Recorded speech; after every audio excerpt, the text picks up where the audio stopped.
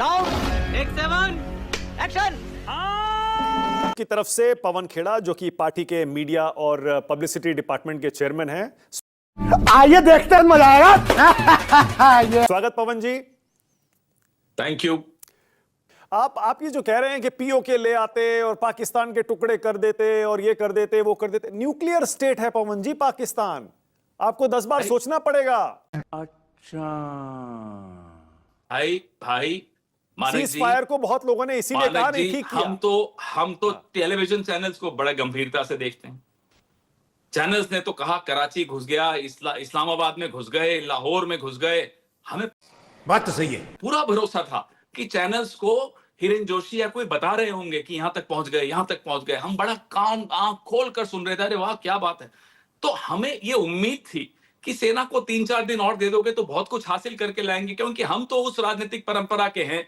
71 देखा हमने, जहां 2 टुकड़े करके दिखाए हमने। अमेरिका न्यूक्लियर पावर, क्या सुपर न्यूक्लियर पावर था, उससे भी नहीं डरे हम। फिर हम क्यों डरे अब क्योंकि हमारा प्रधानमंत्री डरता है तो हम भी अब आप 71 पे आ गए, 71 पे आप आ गए। आप इंदिरा गांधी को, कांग्रेस की सरकार को क्रेडिट देते हैं ना 71 की लड़ाई में पाकिस्तान के 2 टुकड़े करने का। तो फिर अगर तो इनको भी दे देते, अगर नहीं ये ले आते पीओके, पवन तो जी, हम क्या मना करेंगे? तो फिर ऑपरेशन सिंदूर का क्रेडिट अगर प्रधानमंत्री ले रहे हैं, सरकार ले रही है, तो उसमें गलत क्या है फिर? अरे साहब आप लीजिए, लेकिन हमें ये तो पहले सवालों के जवाब तो दीजिए। सेना को आपने पूरी छूट दे दी, 3 दिन और दे देते, 2 दिन और दे देते, तो क्या क्या हासिल कर लेते। फिर तो आपको निकलना ही नहीं पड़ता, हम भी आपके घर आ जाते साहब बधाई देने। फिर थोड़ी ये आर्मी की यूनिफॉर्म पहन के बड़ी बड़ी होर्डिंग्स लगाने की आवश्यकता थोड़ी थी। इस सज्जन को क्या तकलीफ है भाई? क्या तकलीफ है इनको? पवन जी, करोड़ों मतलब रुपए खर्च कर रहे हैं अपने प्रचार पे, अब क्यों? पवन जी, मतलब वाकई कांग्रेस पार्टी का यही स्टैंड है कि पूरे पीओके पर कब्जा कर लेना चाहिए था और बात पाकिस्तान के POK टुकड़े की कर नहीं है। देने चाहिए थे? बात यह है कि आपका डॉक्ट्रिन क्या है, आपका एम क्या है। एक भी देश ने यह नहीं कहा आज तक, जर्मनी के भी स्टेटमेंट में बड़ा ध्यान से देख रहा था, कि पाकिस्तान एक आतंकी देश है, आतंकवादियों का इस्तेमाल अपने पड़ोसी मुल्क के साथ करता है। एक देश से आप नहीं कहलवा पाए। IMF का लोन आपके आंखों के सामने, नाक के नीचे हो गया, आप कुछ नहीं कर पाए। क्या हम जवाब नहीं मांग? बताइए, 71 का आप क्रेडिट लेते हैं ना? 71 में इंदिरा गांधी को बिल्कुल, क्रेडिट भाई, दिया जाता है राजनीतिक ना? नेतृत्व क्रेडिट क्यों नहीं लेगा? हाँ। लेकिन इस ऑपरेशन सिंदूर में सेना का पराक्रम सबने देखा और बड़े गर्व से देखा। राजनीतिक नेतृत्व की कमजोरी 71 से तुलना कीजिए। कहां निक्सन क्या धमकियां दे रहा था, इंदिरा जी ने सुना। इंदिरा जी ने लाल आंख जिसको कहते हैं वो दिखाई। पवन यहां जी। डोनाल्ड ट्रंप क्या क्या बोल रहा है, सुन लीजिए। हाँ। डोनाल्ड ट्रंप क्या क्या बोल रहा है, मोदी जी गायब। अरे बाप रे, ये तो धोती खोल रहा है। रगों में सिंदूर, रगों में खून, रगों में ये, रगों में वो। अरे डोनाल्ड ट्रंप को तो जवाब दे देते। बाल नरेंद्र ने तो मगरमच्छ पकड़े थे, कहां है वो बाल नरेंद्र?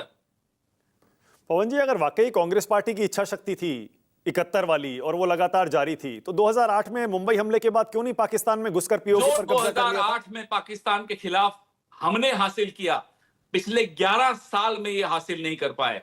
2008 में FATF में शामिल पाकिस्तान को किसने करवाया? फाइनेंशियल जो टास्क फोर्स था, किसने करवाया? ये मनमोहन सिंह जी की सूझबूझ ने करवाया। पूरे विश्व में पाकिस्तान अलग थलग करके दिखाया। ये तो साहब मैचो मैन बन के घूमते रहते हैं और फिर डर के भीरू बन के बैठ जाते हैं। पवन जी, IMF का लोन 2008 के बाद, अगर 2008 के वक्त इस तरह का अंतरराष्ट्रीय ढंग से अलग थलग नहीं हुए होते, तो पाकिस्तान कितने साल उसकी अर्थव्यवस्था पीछे चली गई उस वक्त, पूछिए ना उनसे, एक्सपर्ट्स को बुला के पूछिए। लेकिन आज अगर मनमोहन सिंह जी की सरकार होती या कांग्रेस की सरकार होती, IMF का लोन नहीं हो सकता था।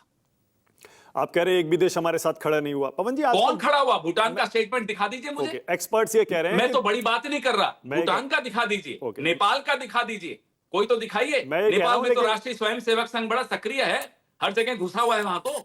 लेकिन पवन जी, ज्यादा इंडिया मुंह मत खुलवाइए मेरा। हाँ, लेकिन इंडिया पाकिस्तान पर बताइए ना, कौन सा देश कब इंडिया के साथ खड़ा हुआ खुलकर?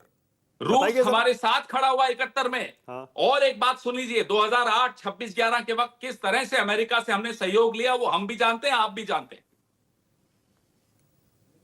यूरोपियन यूनियन का कितना बड़ा सहयोग मिला उस वक्त, क्योंकि सरकार ने सूझबूझ दिखाई। मैचो अपनी छवि चमकाने के लिए नहीं काम किया था। आपको 11 साल मिले मानक जी। चलिए, हमला तो अभी हुआ, उसके पहले पुलवामा हुआ।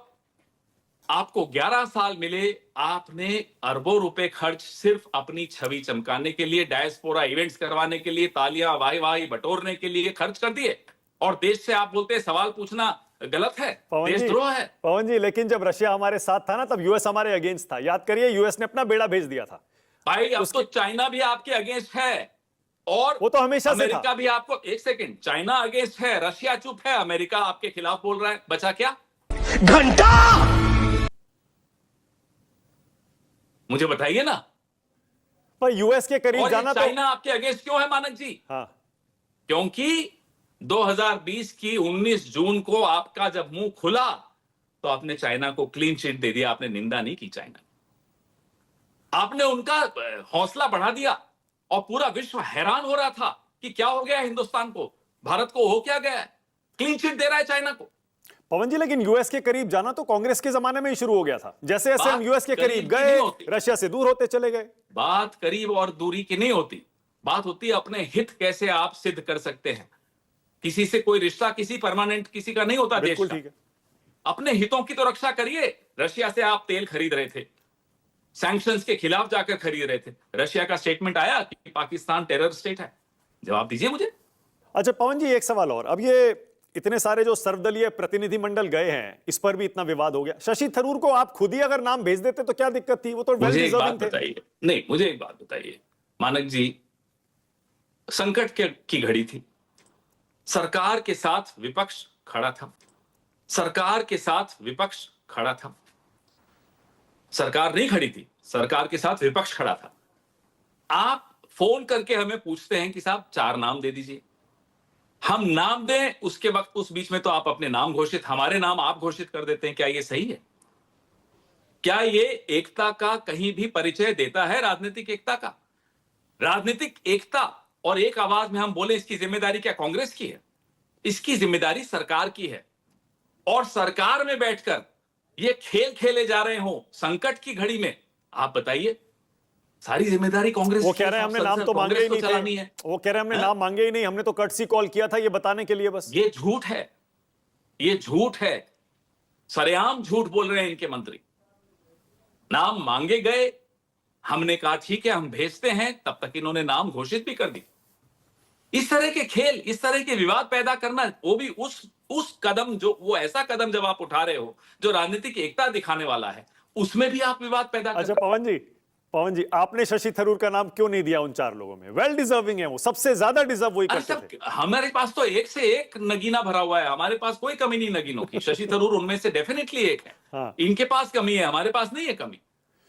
तो वो छोड़िए, हमारे पास तो इतने सारे हैं, एक थोड़ी है कि एक का नाम लें, हमारे पास तो 20 30 40 ऐसे लोग मिल जाएंगे। आखिरी सवाल पवन जी, ये इतने निम्न स्तर की राजनीति, आप विदेश मंत्री को जयचंद और जोकर और मुखबिर और उधर से, हमने तो 11 साल में झेला है।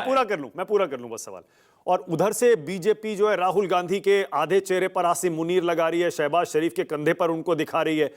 ये इतने निम्न स्तर पर क्यों आ गए? मानक जी, ये आपको सवाल बहुत सही पूछ रहे हैं, आदमी गलत सुन लिया आपने। पूछिए ना उनसे, जो नेहरू जी से लेकर राहुल गांधी तक किस तरह की टिप्पणियां हम पर पिछले 11 साल से कर रहे हो, हमसे पूछ रहे हो साहब। संसद चलाने की जिम्मेदारी विपक्ष की, विमर्श में सफाई बनी रहे वो जिम्मेदारी विपक्ष की, एकता बनी रहे, देश की राजनीतिक एकता बनी रहे युद्ध के दौरान, वो भी जिम्मेदारी विपक्ष की। तो भैया प्रधानमंत्री की जिम्मेदारी क्या है ये तो बता दो।